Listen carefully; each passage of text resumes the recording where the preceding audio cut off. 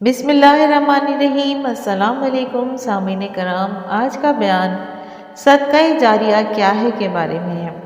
حضرت سعد رضی اللہ تعالیٰ عنہ نے عرض کیا کہ یا رسول اللہ، میری والدہ کا انتقال ہو گیا، ان کے ایصال ثواب کے لیے کون سا صدقہ زیادہ افضل ہے؟ حضور اقدس صلی اللہ علیہ وآلہ وسلم نے فرمایا کہ پانی سب سے افضل ہے۔ اس پر حضرت سعد رضی اللہ تعالیٰ عنہ نے اپنی والدہ کے ثواب کے لیے ایک کنواں کھدوا دیا۔ حضور اقدس صلی اللہ علیہ وسلم نے پانی کو زیادہ افضل اس لیے فرمایا کہ مدینہ طیبہ میں اس کی ضرورت زیادہ تھی۔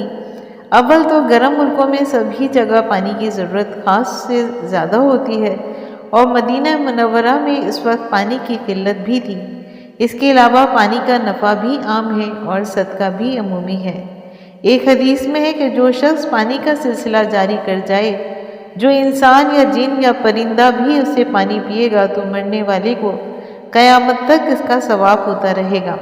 حضرت عبداللہ بن مبارک رحمۃ اللہ علیہ کے پاس ایک شخص حاضر ہوئے اور عرض کیا کہ میرے گھٹنے میں زخم ہے، 7 برس ہو گئے، ہر قسم کی دوا اور علاج کرا چکا ہوں، کسی سے بھی فائدہ نہیں ہوتا، بڑے بڑے طبیبوں سے رجوع کر چکا ہوں۔ حضرت عبداللہ بن مبارک رحمۃ اللہ علیہ نے فرمایا کہ جس جگہ پانی کی قلت ہو وہاں ایک کنواں بنوا دو۔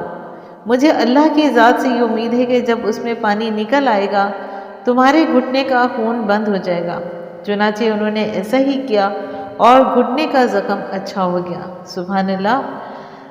اسی طرح مشہور محدث ابو عبداللہ حاکم رحمۃ اللہ علیہ کے چہرے پر ایک زخم ہو گیا تھا، ہر قسم کے علاج کے لیے کوئی بھی کارگر نہ ہوا، 1 سال اسی حال میں گزر گیا۔ ایک مرتبہ استاد ابو عثمان رحمۃ اللہ علیہ سے دعا کی درخواست کی۔ جمعے کا دن تھا، انہوں نے بڑی دیر تک دعا کی، مجمع نے آمین کہی۔ دوسرے جمعے کو ایک عورت حاضر ہوئی اور ایک پرچہ مجلس میں پیش کیا جس میں یہ ہدیہ لکھا ہوا تھا کہ میں گزشتہ جمعے کو جب گھر واپس گئی تو حاکم کے لیے بہت اہتمام سے دعا کرتی رہی۔ میں نے خواب میں دیکھا کہ حضور اقدس صلی اللہ علیہ وآلہ وسلم کی زیارت کی۔ حضور اکرم صلی اللہ علیہ وسلم نے ارشاد فرمایا کہ حاکم سے کہہ دو کہ مسلمانوں پر پانی کی وسعت کرے۔ حاکم نے یہ سن کر اپنے گھر کے دروازے پر ایک سبیل قائم کر دی جس میں پانی کے بھرنے کا اور اس میں برف ڈالنے کا اہتمام کیا۔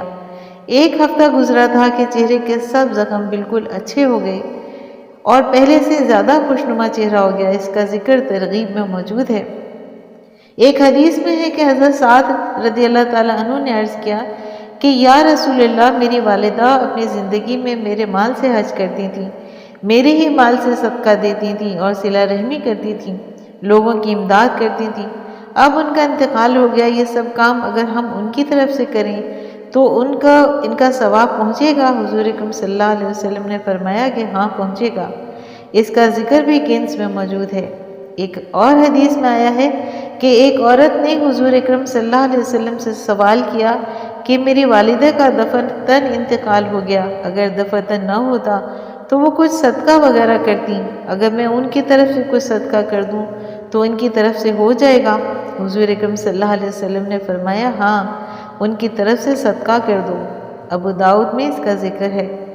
اپنے ماں باپ، خاوند، بیوی، بہن، بھائی، اولاد اور دوسرے رشتہ دار، خصوصاً وہ لوگ جن کے مرنے کے بعد ان کا کوئی مال اپنے پاس پہنچا ہو یا ان کے خصوصی احسانات اپنے اوپر ہوں، جیسے اساتذہ اور مشائخ، ان کے لیے ایصال ثواب کا بہت زیادہ اہتمام کرنا چاہیے۔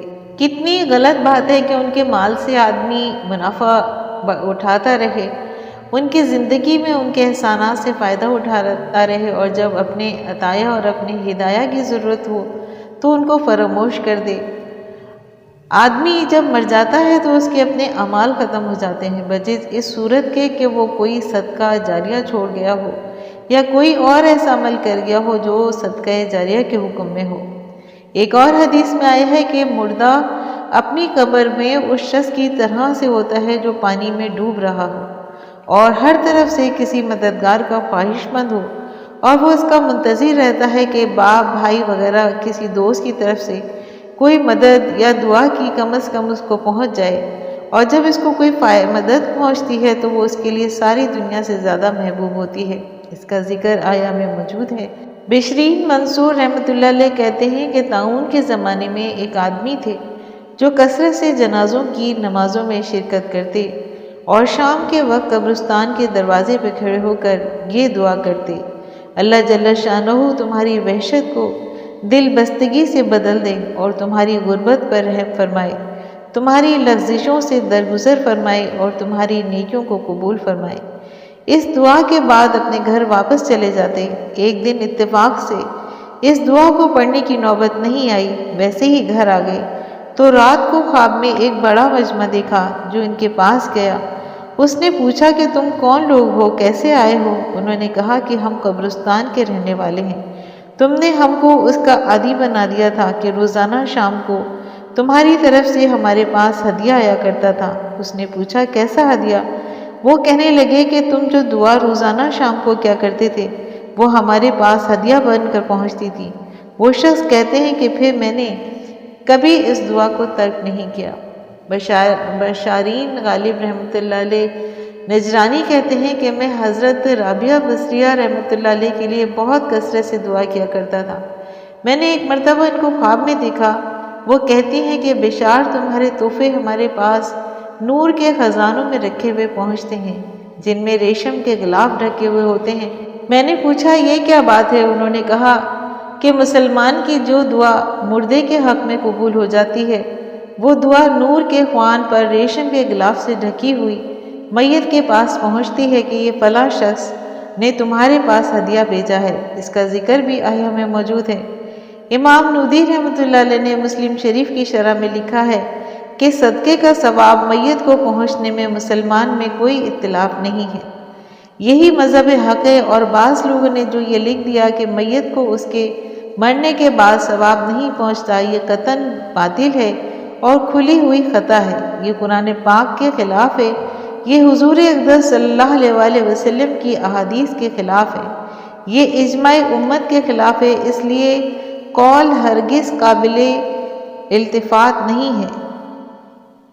شیخ تقی الدین رحمۃ اللہ علیہ فرماتے ہیں کہ جو شخص یہ خیال کرے کہ آدمی کو صرف اپنے ہی کیے کا ثواب ملتا ہے وہ اجماع امت کے خلاف کر رہا ہے، اس لیے کہ امت کا اس پر اجماع ہے کہ آدمی کو دوسروں کی دعا سے فائدہ پہنچتا ہے، یہ دوسرے کے عمل سے نفع ہوا۔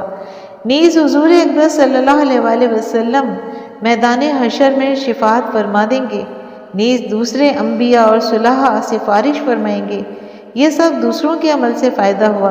نیز فرشتے مومنوں کے لیے دعا اور استغفار کرتے ہیں، یہ دوسروں کے عمل سے فائدہ ہوا۔ اور حق تعالی شانہ محض اپنی رحمت سے بہت سے لوگوں کو گناہ معاف فرما دیں گے، یہ اپنی کوشش اور عمل کے علاوہ سے فائدہ ہوا۔ نیز مومنوں کی اولاد اپنے والدین کے ساتھ جنت میں داخل کیے جائیں گی، یہ دوسرے کے عمل سے فائدہ ہوا۔ نیز حج بدل کرنے سے میت کے فقہ سے حج فرض ادا ہو جاتا ہے، یہ دوسرے کے عمل سے نفع ہوا۔ غرض بہت سی چیزیں اس کے لیے دلیل اور حجت ہیں جن کا شمار بھی دشوار ہے۔ ایک بزرگ رحمۃ اللہ علیہ کہتے ہیں کہ میرے بھائی کا انتقال ہو گیا، میں نے ان کو خواب میں دیکھا اور ان سے پوچھا کہ قبر میں رکھنے کے بعد تم پر کیا گزری؟ وہ کہنے لگے کہ اس وقت میرے پاس ایک آگ کا شعلہ آیا، مگر ساتھ ہی ایک شخص کی دعا مجھ تک پہنچی، اگر وہ نہ ہوتی تو وہ شعلہ مجھ کو لگ جاتا۔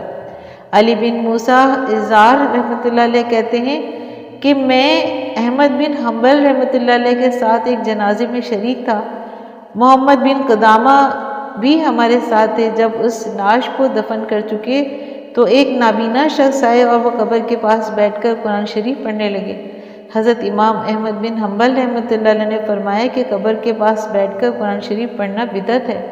جب ہم وہاں سے واپس ہونے لگے تو راستے میں محمد بن قدامہ رحمۃ اللہ علیہ نے حضرت امام احمد رحمۃ اللہ سے پوچھا کہ آپ کے نزدیک مبشرین اسماعیل رحمۃ اللہ علیہ کیسے آدمی ہیں؟ امام نے فرمایا کہ وہ معتبر آدمی ہیں۔ ابن قدامہ رحمۃ اللہ علیہ نے پوچھا کہ آپ نے بھی ان سے کچھ علم حاصل کیا ہے؟ فرمایا ہاں، میں نے بھی ان سے حدیثیں لی ہیں۔ ابن قدامہ رحمۃ اللہ علیہ نے کہا کہ مبشر نے مجھ سے بیان کیا کہ عبد الرحمن بن علامہ بن رحمۃ اللہ علیہ نے اپنے والد سے نقل کیا کہ جب ان کا انتقال ہونے لگا تو انہوں نے یہ وصیت فرمائی تھی کہ ان کی قبر کے سرہانے سورہ بقرہ کا اول اور آخر پڑھا جائے، اور یہ کہہ کر فرمایا تھا کہ میں نے حضرت عبداللہ بن عمر رضی اللہ تعالیٰ عنہ کو یہ وصیت کرتے ہوئے سنا تھا۔ حضرت امام نے یہ قصہ سن کر ابن قدامہ سے کہا کہ قبرستان میں واپس جاؤ اور ان کے نابینا سے کہو کہ وہ قرآن شریف پڑھ لیں۔ محمد بن احمد رحمۃ اللہ علیہ کہتے ہیں کہ میں نے حضرت امام احمد بن حنبل رحمۃ اللہ سے سنا کہ وہ فرماتے تھے کہ جب تم قبرستان میں جایا کرو تو علم شریف، قل هو اللہ، قل اعوذ بالفلق اور قل اعوذ بالناس پڑھ کر قبرستان والوں کو بخشا کرو، اس کا ثواب ان کو پہنچا جاتا ہے۔ اس کا ذکر آیا میں بھی موجود ہے۔ ابو داؤد شریف میں حضرت ابو ہریرہ رضی اللہ تعالیٰ عنہ کا یہ ارشاد نقل کیا گیا کہ کوئی شخص ایسا ہے جو اس کا ذمہ لے کے مسجد اشعار بصرہ کے قریب ہے میں جا کر 2 رکعت یا 4 رکعت نماز پڑھ کر یہ کہے کہ یہ نماز یعنی اس کا ثواب ابو ہریرہ رضی اللہ تعالیٰ عنہ کی ہے۔ ابو داؤد شریف میں اس کا ذکر موجود ہے۔ اپنے عزیزوں مردوں کو ثواب پہنچانے کا بہت زیادہ اہتمام کرنا چاہیے۔ ان کے حقوق کے علاوہ عنقریب مرنے کے بعد ان سے ملنا ہوگا۔ کیسی شرم آئے گی جب ان کے حقوق، ان کی احسانات اور ان کے مالوں میں جو آدمی اپنے کام میں خرچ کرتا رہتا ہے ان کو یاد نہ رکھے۔ حضور اقدس صلی اللہ علیہ وآلہ وسلم کا پاک ارشاد ہے کہ جب آدمی مر جاتا ہے تو اس کے اعمال کا ثواب ختم ہو جاتا ہے، مگر 3 چیزیں ایسی ہیں جن کا ثواب مرنے کے بعد بھی ملتا رہتا ہے۔ ایک صدقہ جاریہ، دوسرے وہ علم جس سے لوگوں کو نفع پہنچتا رہے، تیسرے صالح اولاد جو اس کے لیے مرنے کے بعد دعا کرتی ہے۔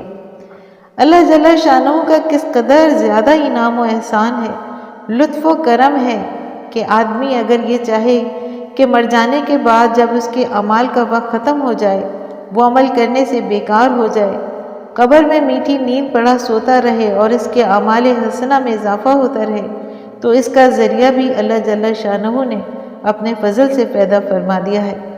حضور اقدس صلی اللہ علیہ وسلم نے ان میں سے 3 چیزیں اس حدیث پاک میں ذکر فرمائی ہیں۔ ایک صدقہ جاریہ یعنی کوئی ایسی چیز صدقہ کر گیا جس کا نفع باقی رہنے والا ہو، مثلا کوئی مسجد بنوایا گیا ہو جس میں لوگ نماز پڑھتے رہیں، تو جب تک اس میں نماز ہوتی رہے گی اس کا ثواب خود بخود ملتا رہے گا۔ اسی طرح سے کوئی مسافر خانہ، کوئی مکان کسی دینی کام کے لیے بنوا کر وقف کر گیا جس سے مسلمانوں کو یا دینی کاموں کو نفع پہنچتا رہا، تو اس کو اس کا نفع کا ثواب ملتا رہے گا۔ کوئی کنواں رفاع عام کے لیے بنوا گیا تو جب تک لوگ اس سے پانی پیتے رہیں گے، وضو وغیرہ کرتے رہیں گے، اس کو مرنے کے بعد بھی اس کا ثواب پہنچتا رہے گا۔ سامعین کرام، امید کرتی ہوں کہ آپ کو آج کا میرا یہ بیان پسند آیا ہوگا۔ اگر آپ کو میرا یہ بیان پسند آیا ہے تو آپ اپنے چینل فضائل اسلام کو لائک اور سبسکرائب کیجیے اور ساتھ لگے بیل آئیکن کو پریس کیجیے تاکہ آنے والی نئی ویڈیوز کا نوٹیفیکیشن آپ کو سب سے پہلے ملے۔ شکریہ۔